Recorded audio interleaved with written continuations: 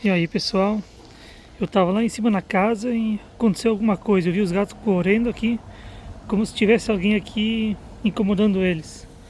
Eu vim aqui para dar uma olhada aqui na casa abandonada, né, que os gatos ficam, né? Aqui tá um deles, mim. Vou olhar aqui dentro ver se eu vejo alguma coisa aqui diferente. Não tem nada. Eu vi os gatos saindo correndo. Aqui eu coloquei alguma coisa para eles, uma almofada, uma caixinha para quando é frio. Tem essa peça, tem uma cadeira velha para eles deitar se quiser. Eles ficam mais lá na minha casa, mas eu coloquei algumas coisas para quando eles quiserem vir aqui.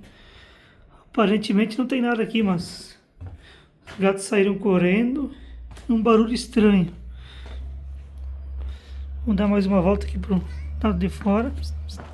Oi, quer comer? Ó, tem outro gatinho aqui. Olha ali que fofinho. Olha só que fofinha, né? Vamos dar uma olhada. Mas aparentemente não tem nada. Se tiver alguma coisa, se foi, né? Porque aqui é outra parte da casa. Aparentemente não tem nada.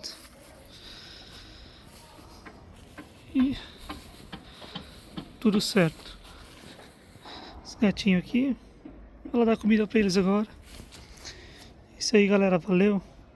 Comenta, deixa um like aí. Se quiser enviar um presentinho pros gatinhos, estamos aqui precisando. Valeu, obrigado. Uma boa semana a todos.